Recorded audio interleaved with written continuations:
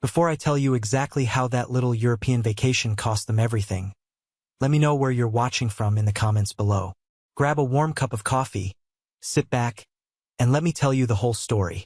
The drive from my apartment in downtown Portland to my parents' estate in Lake Oswego is exactly 11.3 miles. I know that exact distance because I stared at the odometer on my beat-up 10-year-old Honda Civic for almost the entire drive, white-knuckling the steering wheel. It was December 20th. The Oregon sky was a bruised, heavy gray, spitting a mixture of freezing rain and sleet against my windshield. The wipers squeaked back and forth, a rhythmic, annoying sound that perfectly matched the anxiety twisting in my gut. 2 days prior, my mother had called me. Her voice had carried that rare, sugary sweetness she only ever used when she was trying to prove a point to someone else, or when she wanted something she didn't want to pay for. "Elijah, honey," she had said, her tone dripping with manufactured warmth. "We are having a real family reunion this Christmas. Everyone is going to be here. Your father, Carter, little Grayson. We need you home. It's been too long since we were all under one roof." I am 28 years old. I work as a hospice nurse. My days and nights are spent managing high-dose pain medications, adjusting oxygen flow rates, comforting grieving families who are arguing over funeral arrangements, and sitting quietly in dimly lit rooms holding the hands of people as they take their final, rattling breaths. I am entirely used to heavy, emotionally draining environments. I am used to stress, but absolutely nothing makes my chest tight and my mouth go dry quite like walking up the long, sweeping driveway of my parents' $2.1 million home. I parked my car near the massive iron gates, grabbed my worn canvas duffel bag from the passenger seat, and walked up the stamped concrete path. I unlocked the heavy oak front door and pushed it open. "Mom? Dad?" I called out. The house was dead silent. Usually, when my family gathers, the noise hits you the second you walk in. You can usually hear my older brother, Carter, holding court from the living room, bragging loudly about his latest corporate tax victory or some massive settlement, while my dad pours expensive imported scotch and nods approvingly. You can usually hear my mother barking orders at the catering staff. But today there was nothing. The air inside the house felt noticeably cold. I glanced at the digital thermostat mounted on the hallway wall. It was set to 64 degrees. My mother absolutely hates the cold. She keeps the house at a stifling 72 degrees year-round, regardless of the utility bill. I dropped my bag on the hardwood floor and walked slowly into the sprawling living room. The massive stone fireplace was completely cold, filled with gray, day-old ash. The only living soul in the room was my 82-year-old grandfather, Arthur. He was sitting in his worn-out, creaky rocking chair by the large bay window, staring out at the dead, frost-covered rose bushes in the garden. He was wearing his thick plaid flannel shirt and faded corduroy pants. He didn't turn around when I walked in. He just kept looking straight ahead, his jaw set, his hands resting heavily on the wooden armrests. "Grandpa," I said softly, stepping closer. "Where is everybody? Where's Mom?" He slowly turned his head toward me. His face was entirely unreadable. He didn't speak a single word. He just raised a gnarled, arthritic finger and pointed toward the massive granite island in the kitchen. I felt a cold dread settle in my stomach. I walked past him, my boots echoing against the floorboards, and entered the pristine kitchen. Sitting perfectly in the center of the dark granite counter was a piece of pastel pink stationery, torn freshly from my mother's expensive Williams-Sonoma notepad. Her handwriting was flawless, practiced cursive, the kind of handwriting that belongs to someone who cares deeply about appearances. I picked it up. The paper felt thick and heavy between my fingers. "Elijah, emergency change of plans. Carter invited us to Europe for the holidays. His treat, so generous. We leave this morning. You'll stay with Grandpa Arthur through the 30th. He needs his meds twice daily. You're a nurse, you know the drill. There's a Stouffer's lasagna in the freezer. P.S. Maybe caregiving is your real calling since nursing hasn't exactly made you successful." I stood there in the dead silence of that massive kitchen and read the note 3 times. I didn't yell. I didn't tear the paper to shreds. I didn't throw it across the room. I just carefully, methodically folded it along the creases my mother had already made and slid it deep into the front pocket of my jacket. My jaw locked so tight my back teeth ached. They had planned this. Every single detail of this was premeditated. They had completely fabricated the emotional family reunion story just to get me in the door, so they wouldn't have to hire an overnight sitter or a professional medical aid for my grandfather. My brother makes a base salary of $285,000 a year as a high-powered lawyer. My parents have millions in assets. They could easily afford the best private care in the state of Oregon. But why pay a professional when you can trick your unsuccessful younger brother into doing it for free? I choked back the anger burning in my throat. I told myself it was just 10 days. The holiday would be over soon. But they didn't know what Grandpa Arthur had been observing from that rocking chair all these years. And they had absolutely no idea what the two of us were about to do next. To understand why I didn't just turn around, walk out that front door, and leave them to deal with the consequences of their own actions, you have to understand the history of this family. I have spent my entire 31 years on this earth as the backup plan, the understudy, the afterthought. Carter was always the golden child. He was loud, aggressive, highly competitive, and utterly obsessed with status. He went to a prestigious law school on the East Coast. I stayed local and went to nursing school. In my father's rigid, traditional eyes, ambitious men did not become nurses. Ambitious men ran massive companies, filed lawsuits, and destroyed their competition in court. Nursing was deemed a soft profession, a respectable charity at best, and a profound disappointment at worst. I remember the morning of May 19, 2018, with crystal clarity. It was my nursing school graduation day. It had taken me 4 years of grueling clinical rotations, studying until my vision blurred, and working exhausting night shifts as a certified nursing assistant just to pay my rent and buy my textbooks.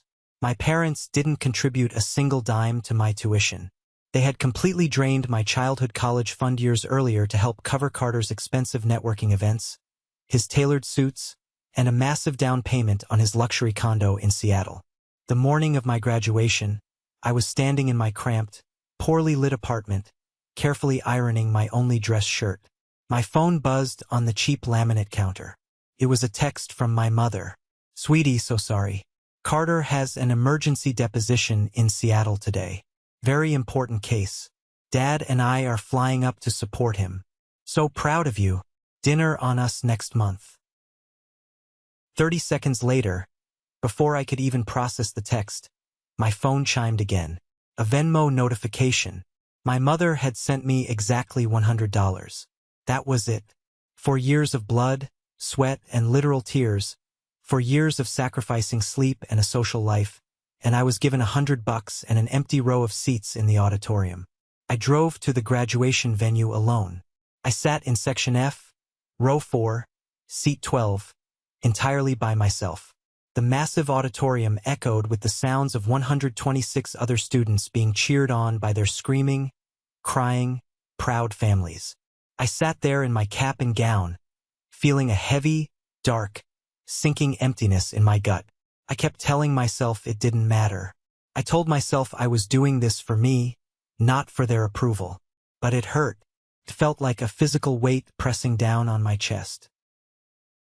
Right before the university president stepped up to the podium to begin the ceremony, a shadow fell over my aisle. I looked up. It was Grandpa Arthur. He was wearing his vintage navy blue suit from 1987. It was slightly frayed at the cuffs, but perfectly pressed. He had a cheap, $12 bouquet of carnations from the local grocery store clutched tightly in his weathered hand, the bright yellow price tag still dangling from the crinkling plastic wrap. He didn't say a single word about my parents not being there. He didn't offer any empty platitudes. He just sat down heavily in the metal folding chair next to me, patted my knee with his heavy, calloused hand, and turned his attention to the stage. When they finally called my name and I walked across that stage to accept my diploma, I looked out into the sea of people. Grandpa Arthur was standing up. He was clapping louder and harder than anyone else in that entire section. That day, looking at the proud tears in his old eyes, I learned exactly who my real family was. The divide between me and my parents only grew wider and more toxic as the years passed. They measured worth exclusively by income, and my salary was a constant source of embarrassment to them. Fast forward to December 14th, 2020. I was turning 28 years old, and the entire world was falling apart. I was working brutal, back-to-back 16-hour shifts in the intensive care COVID ward. It was a nightmare landscape of beeping ventilators, frantic code blues, and overwhelming despair. I was watching terrified people die completely isolated from their families. I spent hours holding iPads up to the faces of dying patients so they could say their final, ragged goodbyes to their weeping spouses and children through a glowing screen. It systematically broke me down piece by piece. I came home every single night, stripped my contaminated scrubs off in the freezing hallway of my apartment building, and stood under the scalding hot shower, scrubbing my skin with harsh soap until it was red and raw, absolutely terrified I was going to bring the virus into my home. It was the night of my birthday. I was sitting on my cold bathroom floor, leaning against the porcelain tub, completely physically and emotionally drained. I was staring blankly at the tile grout. I just needed to hear my mother's voice. I needed someone, anyone, to tell me it was going to be okay. I picked up my phone with shaking hands and dialed her number. She answered on the second ring. "Mom," I choked out, the exhaustion and fear finally breaking through my defenses, the tears spilling over hot and fast. "Mom, I just held another man's hand while he died today. He was entirely alone. I'm terrified. I can't do this anymore. I feel like I'm drowning." "Oh, Elijah, honey, I really can't talk right now," she said, swiftly cutting me off. Her voice was bright, bubbly, and entirely disconnected from the horrific reality I was living in. In the background, I could hear the distinct sound of crystal glasses clinking and loud, booming laughter.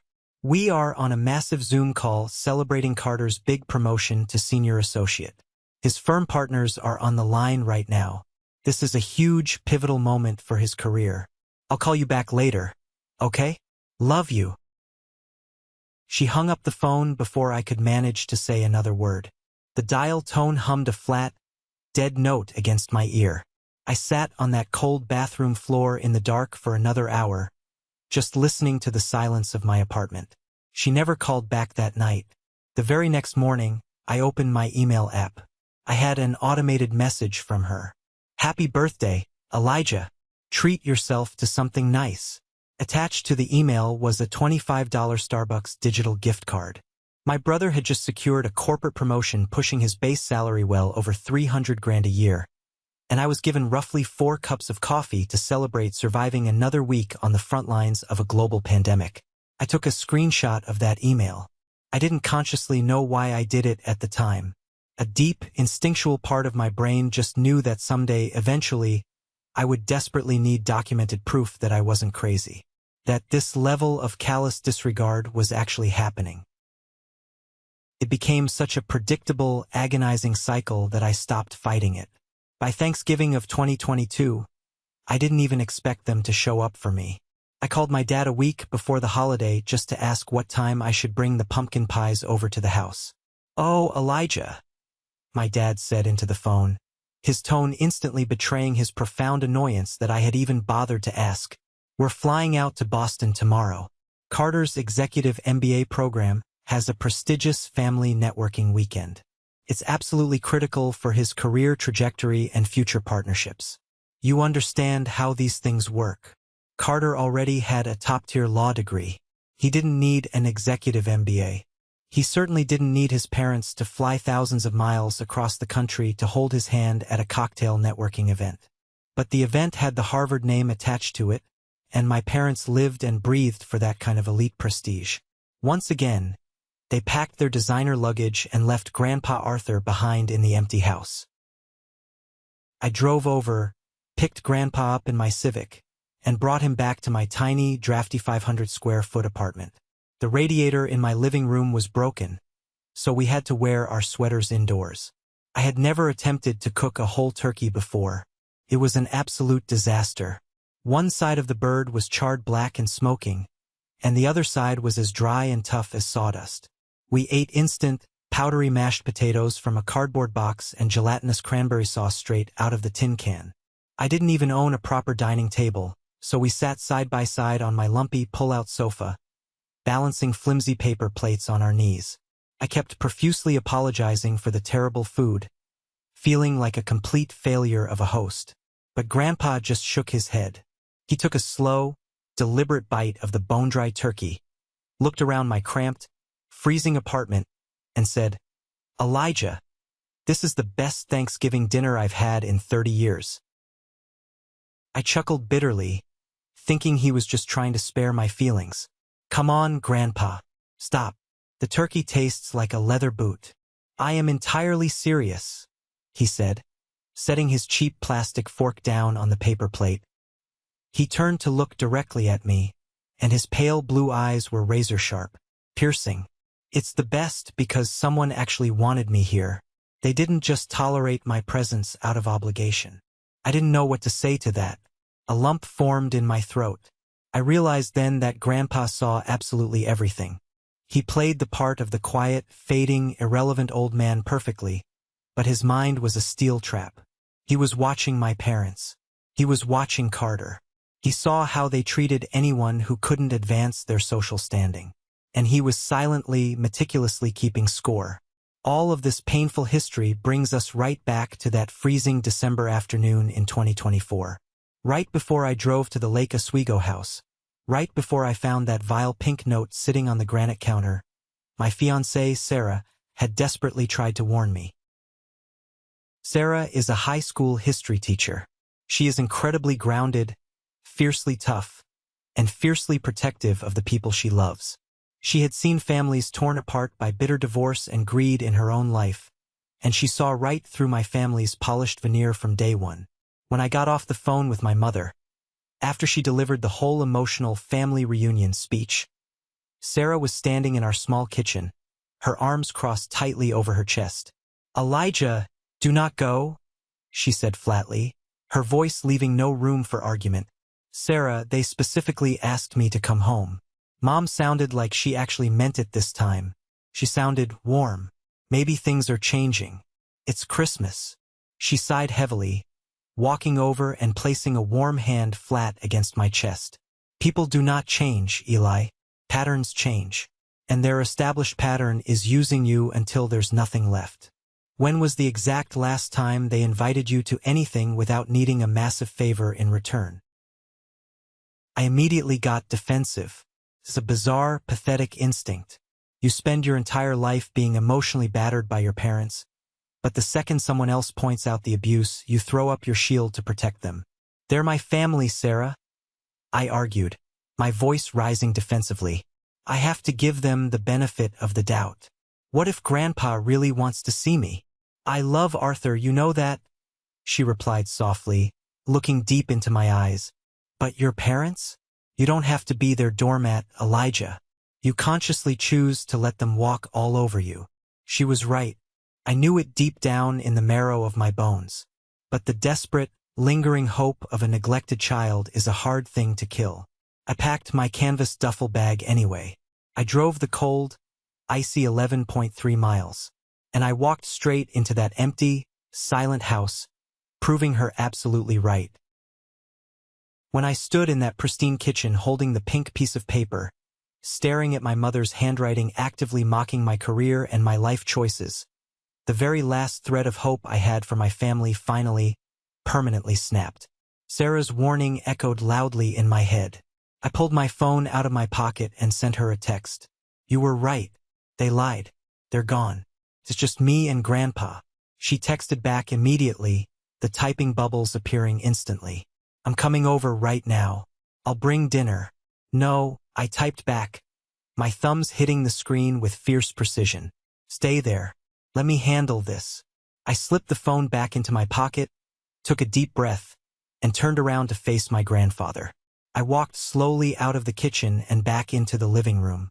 Grandpa Arthur was still sitting in the creaky rocking chair, his eyes fixed on the frost-covered window panes. I walked straight past him, my boots thudding against the Persian rugs, and headed for the massive, commercial-grade stainless steel Sub-Zero refrigerator. I yanked the heavy door open. The blast of cold air hit my face, and the cavernous interior of the fridge was practically echoing. It was so empty. Sitting on the pristine glass shelves was a half-empty carton of skim milk that had expired 2 days ago, a crusty jar of Dijon mustard, and 3 wilting, brown-tipped carrots in the crisper drawer. That was it. I pulled open the heavy freezer drawer below. Sitting right in the exact dead center of the empty wire rack was a single cardboard box. A family-sized Stouffer's meat lasagna. The bright yellow grocery store clearance sticker was still aggressively slapped on the front of the box. $8.99. My parents, who possessed millions of dollars in liquid assets and real estate, had gone to Europe for 10 days, and they deliberately left an 82-year-old man with advanced type 2 diabetes exactly $9 worth of highly processed frozen food to survive on. A hot, blinding, suffocating wave of anger washed over me. It wasn't the slow, depressive, familiar ache of disappointment I usually felt when dealing with my family. This was pure, unadulterated, violent rage. I slammed the heavy freezer door shut with both hands. The metallic crash echoed sharply through the massive, empty house. "Don't break the hinges, boy," Grandpa said from the living room. His voice was completely steady, devoid of any surprise or panic. I stormed out to him, my hands shaking. "Grandpa, they left you with absolutely nothing. Did they even bother to check your blood sugar before they ordered their Uber to the airport?" He slowly reached a trembling hand into his worn flannel shirt pocket and pulled out a small, tattered leather notebook. "I checked it myself this morning. 132. Good enough for an old man." I shook my head, the clinical instincts of a seasoned hospice nurse instantly overriding the anger of a neglected son. "No, that's not good enough. I'm setting up a strict schedule right now. We check it twice a day, morning and night. I'm going to the store to buy real food." Right at that moment, my cell phone buzzed violently in my pocket. It was an unknown local number. I swiped to answer it. "Hello, Elijah? Oh, thank God. Is that you?" The voice on the other end was thick, wet with tears, and trembling. It was Maria, the loyal housekeeper who had worked faithfully for my family for over 15 years. "Maria, what's wrong? Are you okay?" "Your mother," she sniffled loudly, her voice breaking. "She called me late last night. She told me I was suspended without pay for the next 2 weeks. She said the house would be entirely empty, and she didn't want to pay me my hourly rate to clean and used rooms. I asked her about your grandfather, and she coldly told me not to worry about it, that she had handled it. Elijah, I am so sorry. I wanted to come check on him today, but I can't afford the gas without my holiday pay." I gripped the cold edge of the granite counter so hard my knuckles turned stark white. My mother had purposefully canceled the one reliable person who could have kept a watchful eye on my grandfather, just to save a few $100s on domestic labor while she flew first class to Europe. "It's okay, Maria," I said, forcing my voice to stay calm and soothing despite the fury boiling in my veins. "I'm here now. He's safe with me. I'll make sure you get your holiday pay. I promise. Enjoy your time off." I hung up the phone and looked over at Grandpa Arthur. He was watching me closely from the chair. He didn't ask what the call was about. He already knew exactly who and what his daughter was. The next morning, the house was suffocatingly quiet. I had gone out late the night before and stocked the fridge with fresh vegetables, lean proteins, and proper groceries. Grandpa and I were sitting at the kitchen table, drinking black coffee brewed from his ancient, plastic Mr. Coffee machine that he insisted on keeping on the counter. Suddenly, the shrill ringtone of my phone shattered the peace. I looked at the caller ID. It read Aunt Clara. Clara is my mother's older sister. They are cut from the exact same poisonous cloth. Obsessed with outward appearances, highly critical of everyone around them, and deeply, inherently manipulative. Clara had been through 3 messy divorces, lived entirely on alimony, and thrived on family drama. I let the phone ring 3 long times before I finally hit accept. "Elijah, my goodness, I just heard the terrible news." Clara's voice boomed through the speaker, overly loud and dramatically breathless. "Your mother just texted me from Paris. I absolutely cannot believe they left you there all alone to play nursemaid during the holidays. It is completely, utterly unacceptable. It's fine, Aunt Clara. I'm managing, I said carefully, keeping my tone perfectly neutral. No, it is certainly not fine, she insisted, her voice rising in pitch. Carter is so incredibly selfish, dragging your poor parents all the way to Europe and leaving you with the heavy burden. You must be completely exhausted. Tell me, how is Arthur holding up? Is his mind slipping? Your mother mentioned to me last week that he was getting very difficult to handle and confused. I frowned deeply. Grandpa wasn't difficult to handle, and his mind was infinitely sharper than mine on my best day. He's perfectly fine, Clara. We're just sitting here having morning coffee. And then I heard it. A faint, distinct, static echo on the line. The unmistakable auditory signature of a slight technological delay. She had me on speakerphone, and beneath the sound of her heavy breathing, I heard the crisp, distinct clinking of heavy silverware on fine china, and the faint, unmistakable wail of a European police siren in the deep background. Clara was supposedly sitting in her high-rise condo in downtown Portland. There were absolutely no European sirens in Portland. Clara was executing a reconnaissance mission. She was on a muted three-way call with my mother sitting in a cafe in Paris. They were trying to bait me. They wanted to see if I was angry, if I was threatening to abandon Grandpa, or if I was simply playing the good, quiet, obedient little servant they fully expected me to be. A profound coldness settled over me. I looked across the table at Grandpa. I leaned slightly closer to the phone's microphone. You know what, Aunt Clara? You're actually right. It is incredibly exhausting. But Mom left a very clear note, and I know my place in this family hierarchy. I'm just grateful I have a job that prepared me to clean up other people's messes. Tell Mom I hope the Parisian croissants are good. I hit the red end call button before she could formulate a response. I set the phone face down on the table. I looked up at Grandpa. He took a slow, deliberate sip of his bitter black coffee. Your mother's sister? He asked quietly. Yeah, she was checking in for them, trying to see if I was going to crack. Grandpa chuckled, a dry, raspy, humorless sound that rattled in his chest. A nest of vipers, Elijah. The whole miserable lot of them. That night, the anger kept me wired awake. Couldn't sleep. I sat on the edge of the twin bed in my old childhood bedroom, which my parents had long ago converted into a glorified storage unit. I was surrounded by heavy cardboard boxes of Carter's old college textbooks and discarded sports trophies that my mother had never bothered to throw away. The room smelled like dust and neglect. I pulled my phone out of my pocket and opened the Instagram app. I intentionally navigated to my sister-in-law's page. Carter's wife, Brittany, is a textbook narcissist who meticulously documents every single waking second of her luxurious life for her 3,000 followers. Sure enough, the glowing circle around her profile picture indicated her story was freshly updated. I tapped it. The first photo was a shot of spacious, lie-flat first-class seats on Air France. 2 crystal flutes of champagne were resting on the center console.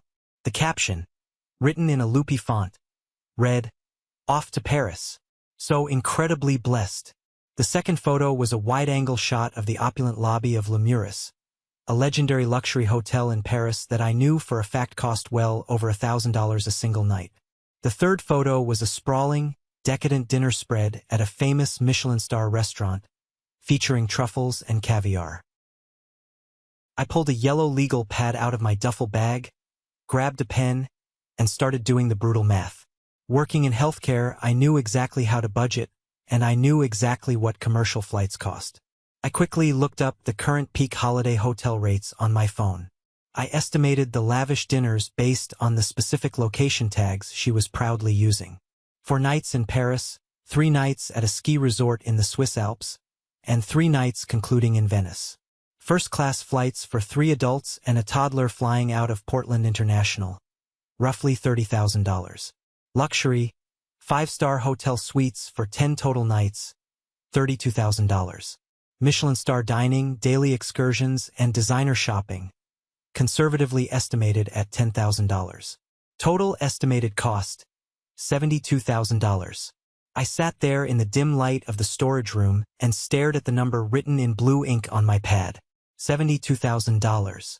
Then I clicked on the next slide of Brittany's endless story.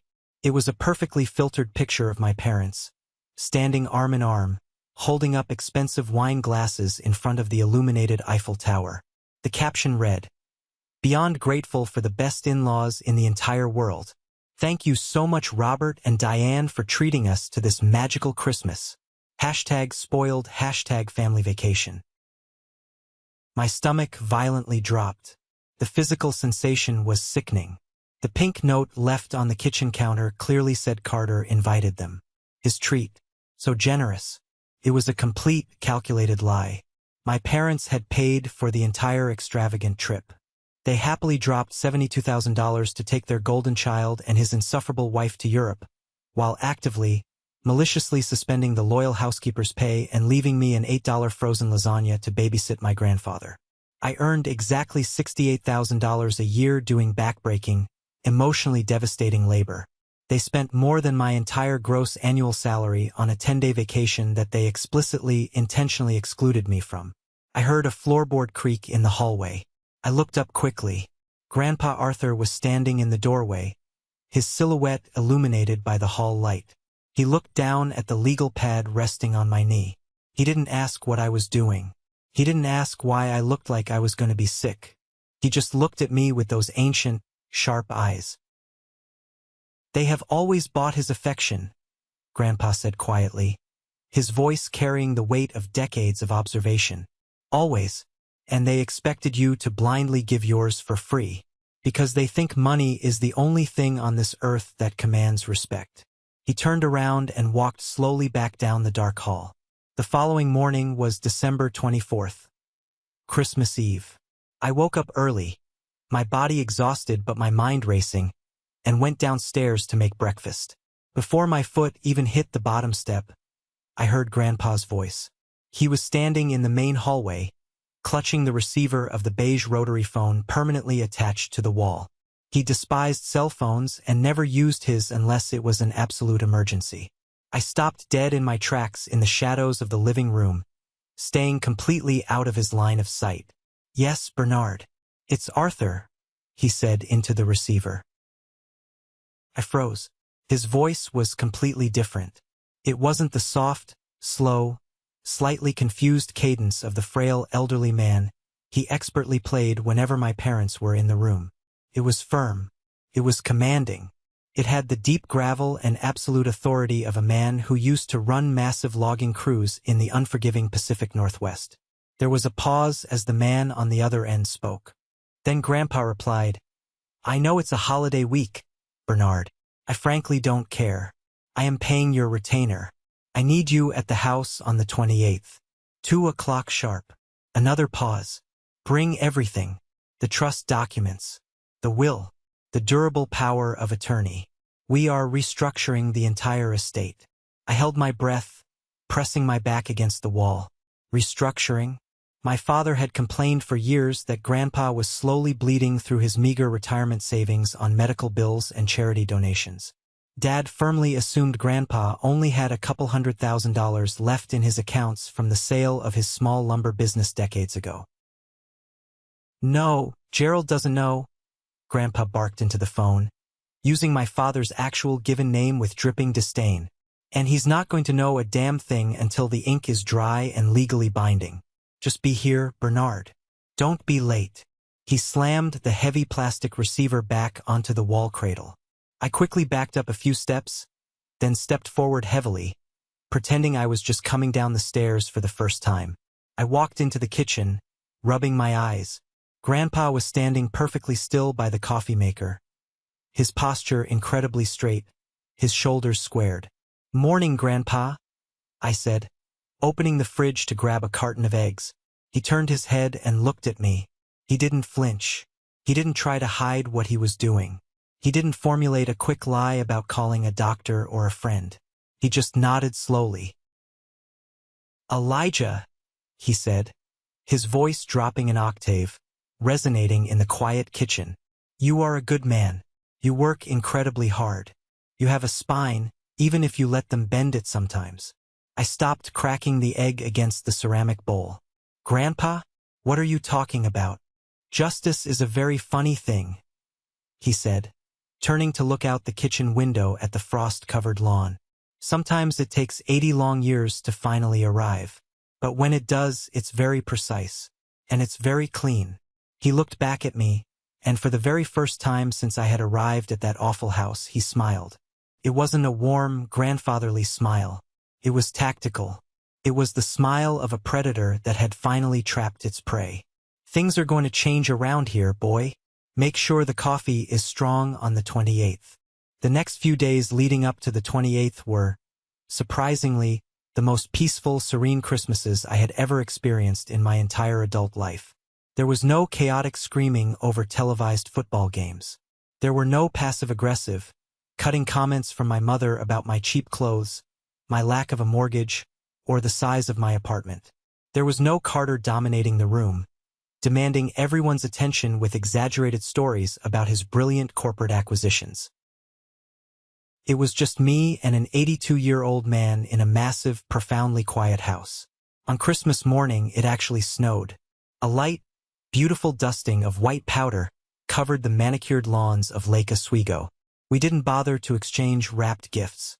We didn't need the performative ritual. I stood in the kitchen and made buttermilk pancakes completely from scratch, not out of a cardboard box. After we finished breakfast, Grandpa put on his heavy canvas winter coat, and we walked out to the cold garden shed in the back. He had an old, scarred wooden workbench set up in the back of the shed. We spent 4 solid hours working shoulder to shoulder, quietly sanding down and meticulously restaining an old oak chair he had found at a flea market. The sharp, clean smell of sawdust, motor oil, and dark wood stain filled the small, freezing space. Felt incredibly grounding. I started Weston Timber Holdings in 1965, Grandpa said suddenly, wiping a rag covered in mineral spirits across the exposed wood grain. I had exactly 1 battered truck, 1 single logging crew. I drove that truck myself for 15 grueling years, bleeding knuckles every day, a bad back that still aches when it rains. Your grandmother did all the complex accounting sitting at our tiny kitchen table. Dad always says you sold the business in the late 90s to stay afloat, I said carefully, blowing dust off the sandpaper. 2012, Grandpa corrected sharply, his eyes narrowing. I sold it to a massive national conglomerate in 2012. Your father firmly thinks I spent all the money over the years. He thinks I foolishly gave it away to charity or lost it playing the stock market. He actively treats me like a dependent child because he thinks I'm a financial burden to his precious lifestyle. I stopped sanding, the grit rough against my palms. Are you a burden, Grandpa? I asked softly. He stopped wiping the chair. He looked at me, and a fierce, undeniable fire flared in his pale eyes. I intentionally let him think I was, he said, his voice hard as iron. I wanted to see exactly how a man treats his own father when he believes there's absolutely no money left to inherit. I wanted to see who my family really was when the financial well seemingly went dry. He tossed the dirty rag onto the wooden bench. And over the last decade, I got my definitive answer. He turned around and walked slowly back toward the house, leaving me standing alone in the freezing shed.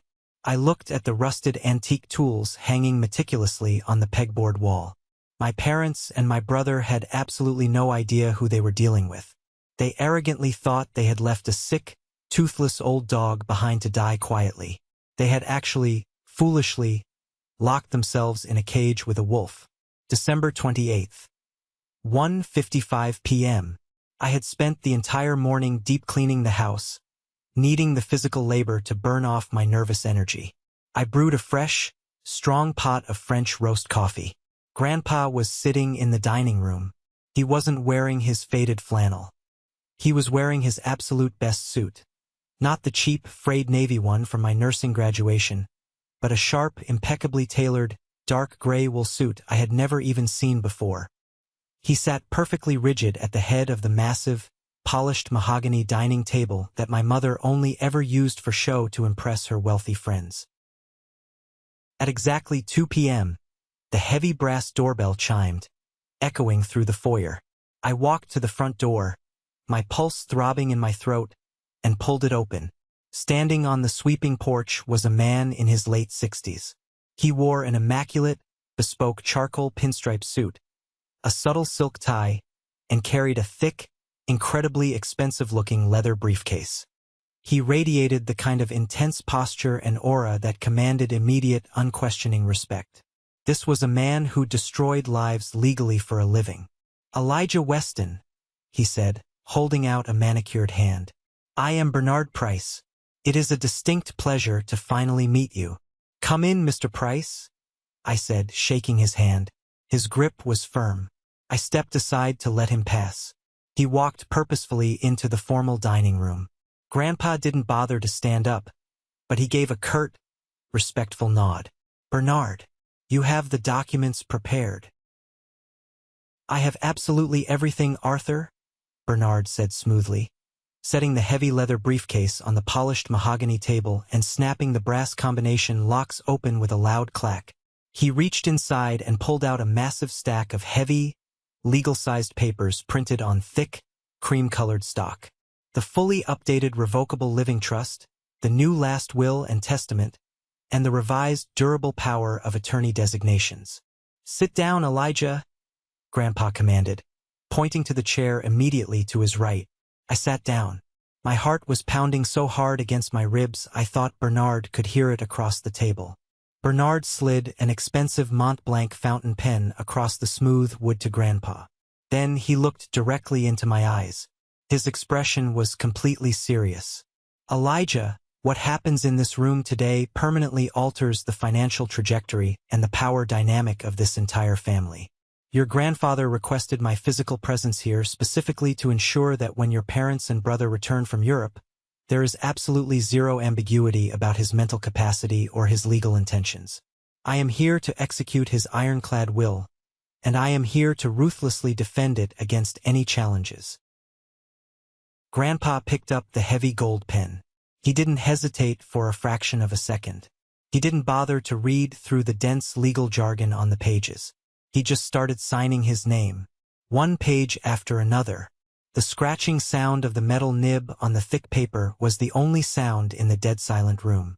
When he finally finished the very last signature, Bernard pulled a heavy metal stamp from his pocket and pressed it onto the paper, sealing it with a loud thump. "It is officially done," Bernard said, meticulously sliding the executed papers back into the custom folders and placing them in his briefcase. He looked down at his silver Rolex watch. "They are scheduled to arrive back from Paris on the 30th, correct?" "Yes," Grandpa said, his voice echoing with finality. "Tomorrow afternoon. I will be sitting right here when they walk through that door," Bernard stated, his tone completely flat, devoid of any sympathy or emotion. "I highly suggest you brace yourself, Elijah. The emotional and legal fallout of what we just did will be incredibly significant." I looked at the empty space on the mahogany table where the stack of papers had just been resting. I didn't know the exact dollar amounts yet. I didn't know the full, devastating scope of what Grandpa Arthur had just legally orchestrated. But as I sat there, smelling the fresh ink and the old wood of the room, I knew one thing for absolute certain. When those 3 luxury cars pulled into the driveway the next day, my parents and my golden child brother were going to walk completely blind into a spinning buzzsaw. Biting chill in the air. The sky over Lake Oswego was a flat, unforgiving gray. Inside the house, the atmosphere was thick. It felt like the air before a massive thunderstorm, heavy and electrified. I had built a roaring fire in the massive stone fireplace. Grandpa Arthur sat in his worn rocking chair, completely still, wearing his tailored dark gray suit. Bernard Price sat perfectly upright on the plush leather sofa, his expensive briefcase resting on the coffee table in front of him. I stood by the window watching the driveway. My hands were shoved deep into my pockets to hide the slight tremor in my fingers. At exactly 2:34 p.m., I heard the distinct crunch of tires on the gravel road leading up to the estate. It wasn't just one car. It was a parade. 3 luxury vehicles practically glided through the iron gates. Leading the pack was my father's pristine Porsche Cayenne. Right behind him was Carter's obscenely massive Rolls-Royce Ghost. Bringing up the rear was my mother's bright red Ferrari Roma. They parked in a neat row, the engines purring before shutting off in unison. The heavy car doors slammed. I could hear their loud, arrogant laughter echoing across the cold driveway before they even reached the porch. God, I desperately missed American coffee. Carter's voice boomed through the thick oak door. Just leave the bags in the foyer, Gerald. We can have Maria unpack them tomorrow. My mother chimed in, her voice bright and bubbly. She still hadn't realized Maria wasn't coming back anytime soon.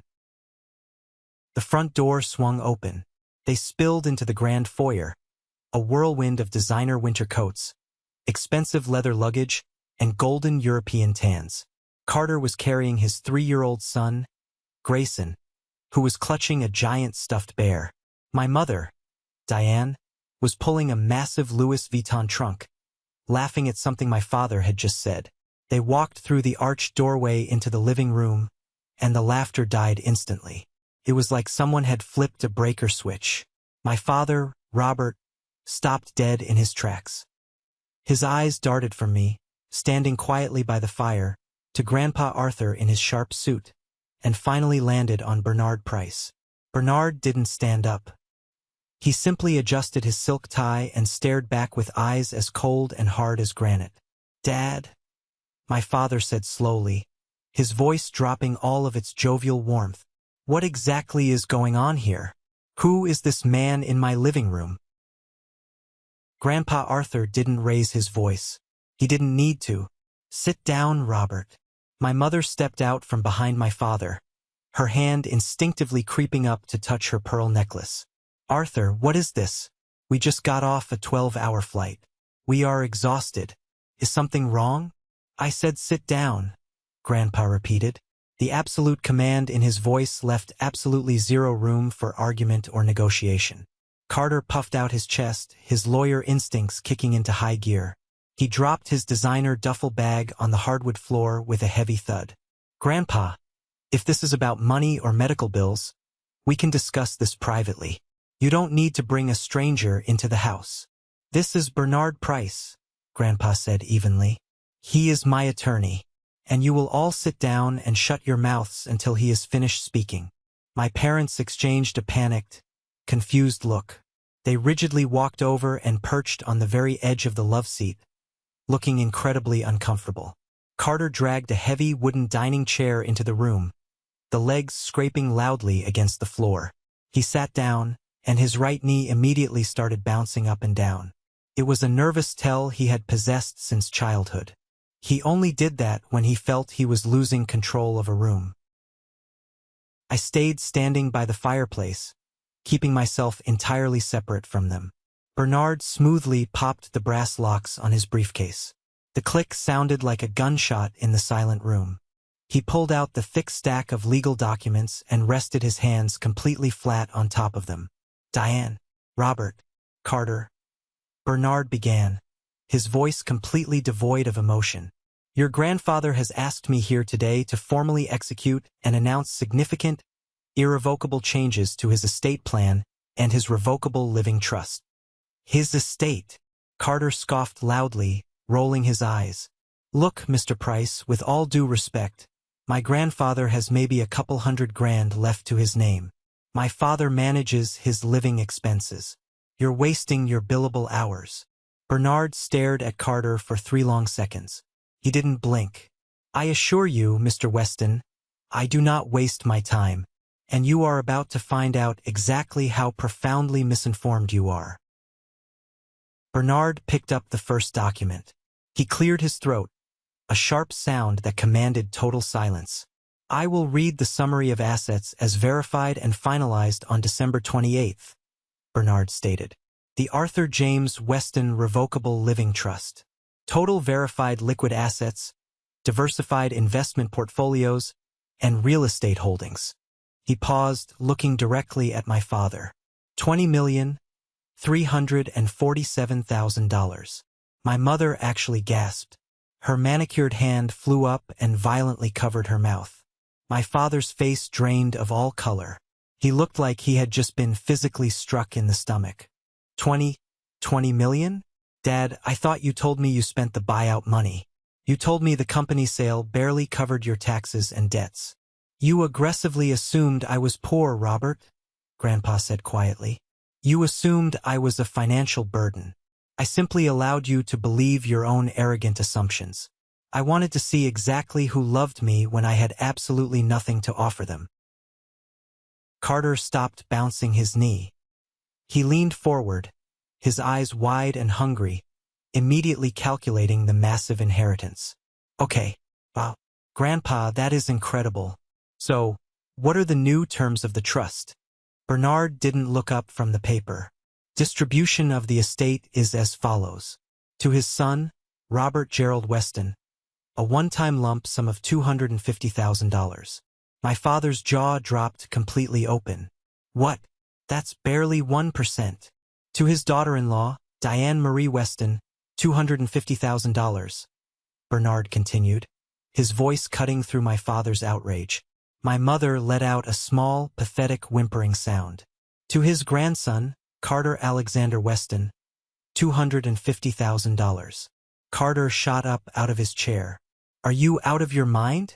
250? I am your oldest grandson. I carry the family name. Bernard ignored him completely. To designated charities, specifically the Oregon Hospice Foundation, for $1,500,000. The room was so quiet I could hear the antique grandfather clock ticking in the hallway. My family was entirely paralyzed by shock. And finally, Bernard said, his voice ringing with absolute unshakable authority. To his grandson Elijah James Weston, $15,047,000. Furthermore, Elijah Weston is granted full, uncontested discretionary control over the principal trust. Any future distributions, loans, or financial assistance to any other family member will be entirely at his sole discretion. Nobody breathed. For 10 excruciating seconds, nobody moved a muscle. $15 million. The number echoed in my head. I made $68,000 a year. I struggled to pay for my groceries. I drove a car with a check engine light that had been on for 6 months. I looked at Grandpa Arthur.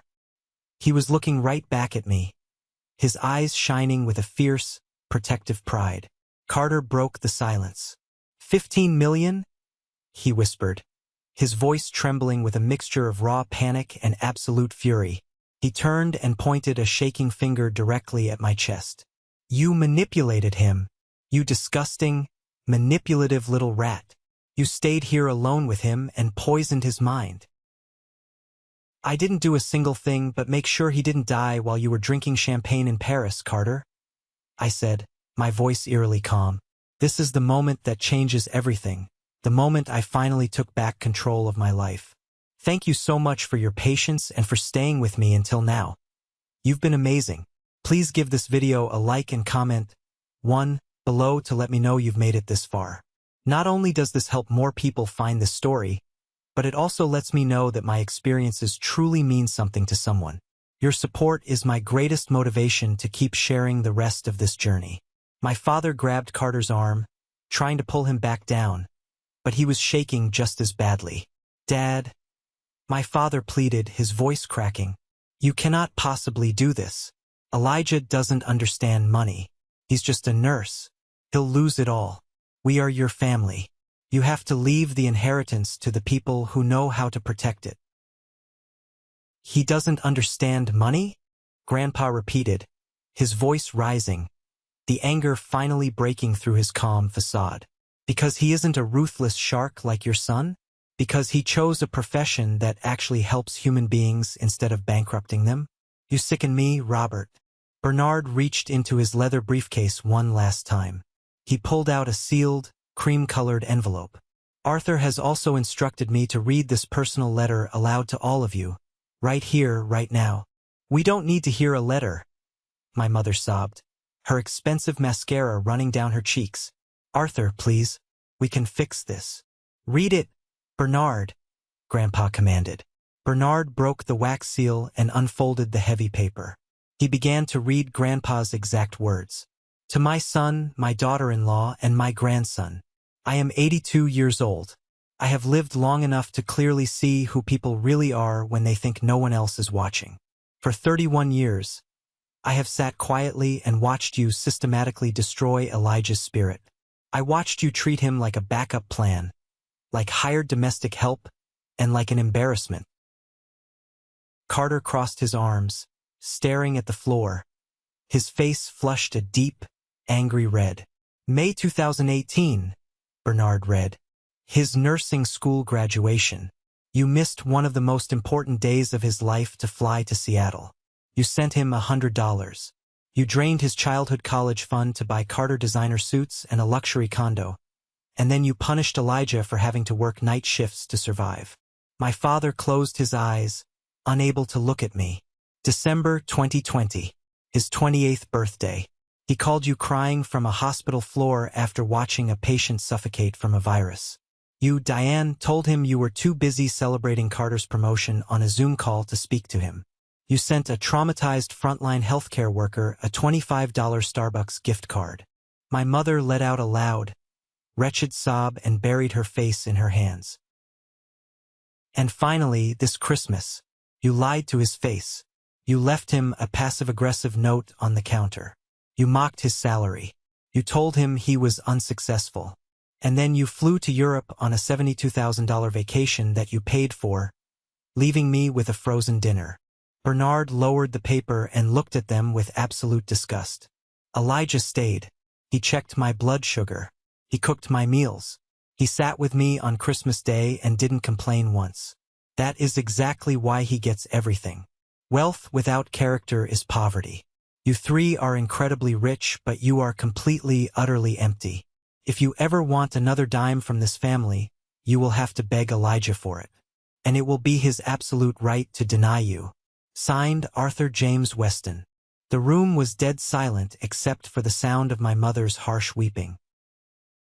Carter suddenly lunged forward, kicking the wooden chair out of his way. I'll contest it. I'm a lawyer. I know every judge in this county. I will drag this trust through probate court for the next decade until you are completely broke. Elijah. Bernard stood up. He buttoned his suit jacket calmly. Oregon law on testamentary capacity is incredibly strict, Mr. Weston. Your grandfather is lucid, uncoerced, and acting entirely of his own free will. I have 3 independent medical evaluations confirming his capacity. If you file a frivolous lawsuit, I will personally petition the court to have you pay all legal fees, which will quickly consume your $250,000 crumb. I strongly advise against testing me. Grandpa Arthur stood up slowly. He gripped his wooden cane, looked at the son he had raised, and pointed a shaking finger at the front door. Get out, Grandpa growled. Dad, this is my house. My father tried to argue. The deed is in my name. It has always been in my name, Grandpa fired back. I let you live here to maintain the illusion of your success. The illusion is over. Pack your bags and get out of my house. They left. They didn't apologize. They grabbed their expensive coats and their Louis Vuitton luggage and walked out the door in absolute, humiliating defeat. I stood by the window and watched the Porsche, the Rolls-Royce, and the Ferrari slowly back down the driveway and disappear through the gates. The silence that fell over the house after they left was deafening. It wasn't the lonely, heavy silence I was used to. It was the clear, ringing silence of a freshly cleaned wound. Bernard packed up his briefcase, shook my hand firmly, and told me his office would be in touch the next morning to transfer the banking authorizations. Then he left. Grandpa and I sat by the fire for a long time. Neither of us said a word. We didn't need to. The war was over, and the battlefield was empty. But my phone didn't stay quiet for long. At exactly 8:12 p.m., the notifications started rolling in like artillery fire. Text from Mom. Elijah, please pick up. This is a massive misunderstanding. We love you. We are family. Text from Mom. Please, sweetie. Your father's blood pressure is through the roof. We are staying at a hotel. Call me. Text from Dad. You are making a terrible mistake. You are tearing this family apart for money. By midnight, I had exactly 47 unread text messages and 12 missed calls. I didn't reply to a single one. I simply turned my phone on silent and went to sleep.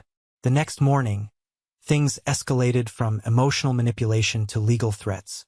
I opened my email while pouring my morning coffee and saw a message with the subject line, "Urgent. Legal notice regarding the estate of Arthur Weston." I opened it. It wasn't from Carter. It was from a man named Julian, a senior partner at Carter's corporate law firm. Julian was infamous in Portland for handling brutal, high-conflict custody battles and corporate hostile takeovers. He was a shark. The email read, "Elijah, I am acting informally on behalf of your brother. We have substantial reason to believe you exerted undue influence and elder abuse over Arthur Weston while he was isolated from his primary caretakers. If you do not agree to immediately dissolve the revised trust and split the assets equally, we will file a formal complaint with Adult Protective Services and seek a court injunction freezing all assets. Consider this your only warning. You do not want this kind of legal battle on your minimum wage salary." A week ago, an email like that would have sent me into a blind panic. I would have folded immediately just to keep the peace. But a week ago, I didn't have Bernard Price on speed dial. I forwarded the email directly to Bernard without adding a single word of commentary. 20 minutes later, my phone buzzed. It was Bernard. "Good morning, Elijah," Bernard said, his voice crisp. "I saw the email from Julian. Should I be worried?" I asked. "Not in the slightest," Bernard chuckled dryly. "Julian is a corporate bully trying to intimidate a hospice nurse. I just called his managing partner. I politely informed him that if his firm allows its partners to use firm letterhead to extort a beneficiary with baseless elder abuse claims, I will personally file a grievance with the Oregon State Bar for severe ethics violations. Julian formally withdrew his threat 3 minutes ago. Delete the email and enjoy your coffee." I smiled. The power dynamic hadn't just shifted. It had completely flipped upside down. By the third day, the immediate family had realized their threats were useless. That's when the extended family started coming out of the woodwork like termites. I was in the kitchen chopping vegetables for dinner when the doorbell rang. I wiped my hands on a towel and walked to the foyer. Standing on the porch was my older cousin, Wyatt. Wyatt was Aunt Clara's son.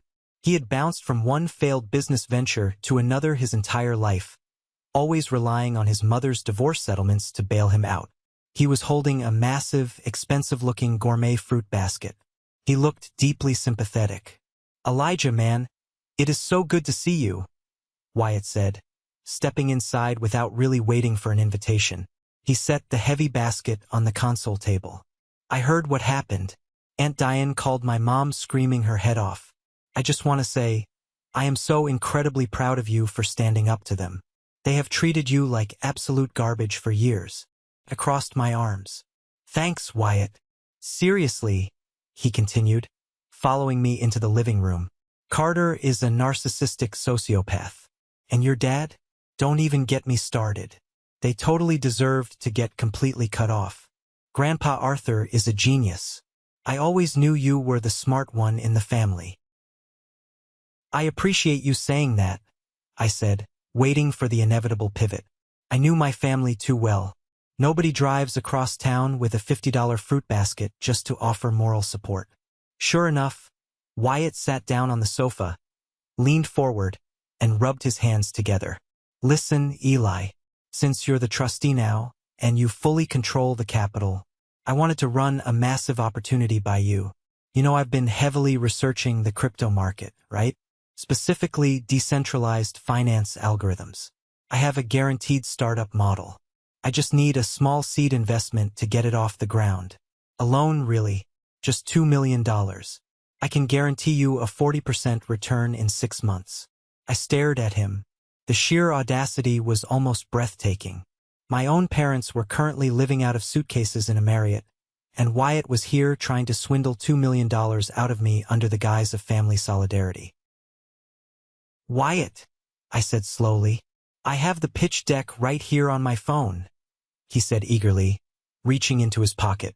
Stop, I said, raising a hand. My voice was cold. I am not giving you $2 million to gamble on crypto. His friendly smile instantly vanished. His face hardened. Come on, Elijah. Don't be like Carter. Don't be greedy. You have $15 million just sitting there doing nothing. We are family. You're supposed to help family. Family? I echoed. Where was my family when I was working 80 hours a week to pay my rent?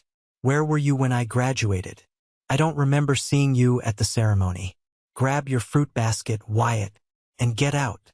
He stood up, his face red with sudden rage. You know what? You're just as bad as them. You get a little bit of power and you turn into a tyrant. Enjoy your empty house, you arrogant jerk. He stormed out, slamming the front door so hard the glass panes rattled. I locked the deadbolt behind him. I realized in that moment that money doesn't actually change people. It simply acts as a magnifying glass, exposing exactly who they have always been. I pulled out my phone and called Sarah. I needed to hear the voice of the only person who actually loved me when I had nothing.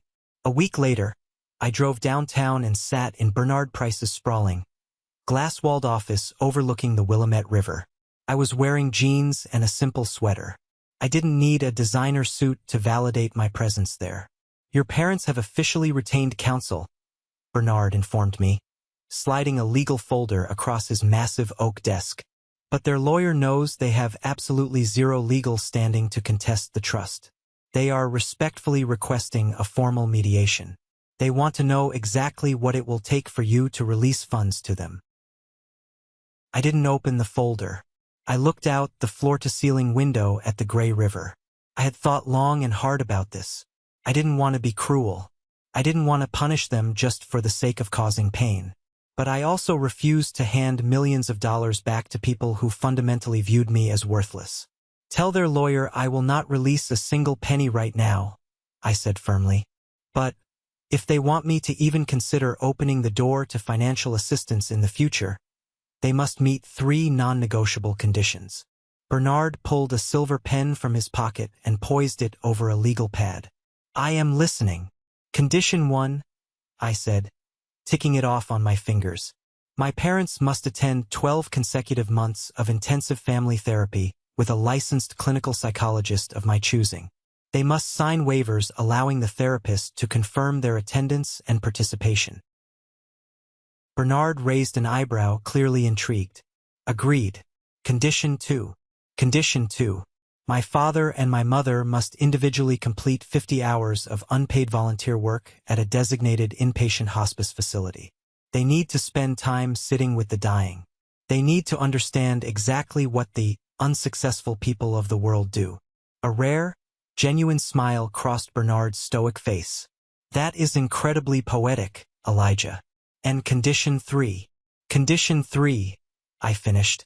At the end of the 12 months, they must write me a handwritten letter. Not an email. Not a text. A physical letter detailing exactly what they did wrong over the last 30 years, taking full accountability, and explaining how they have changed. If I read it and I don't believe they are sincere, the vault stays permanently locked. And Carter? Bernard asked. Carter gets the exact same conditions, I said.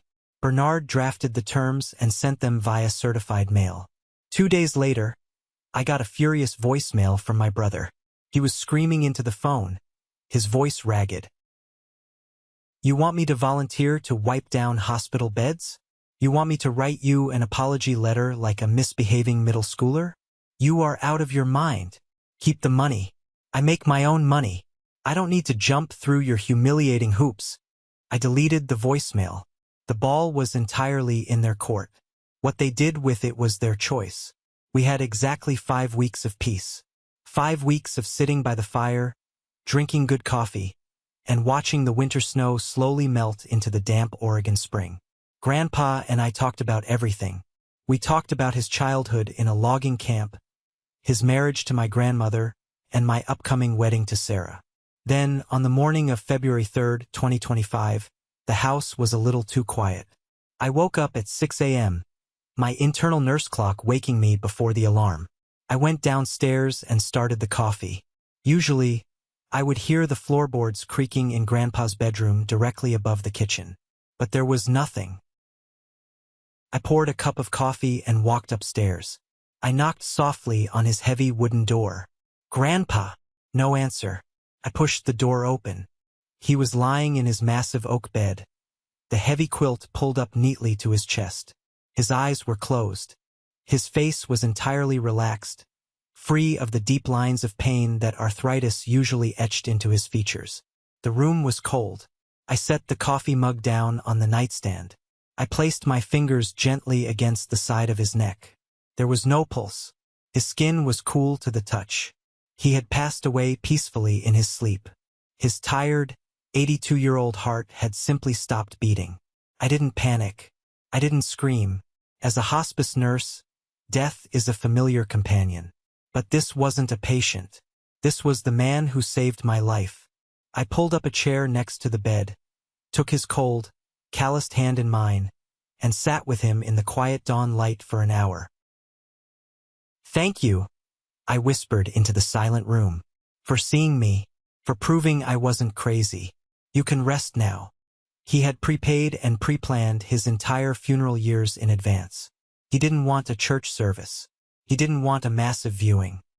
He requested a simple, direct cremation, and he explicitly asked that his ashes be scattered in the soil of his beloved tomato garden in the backyard.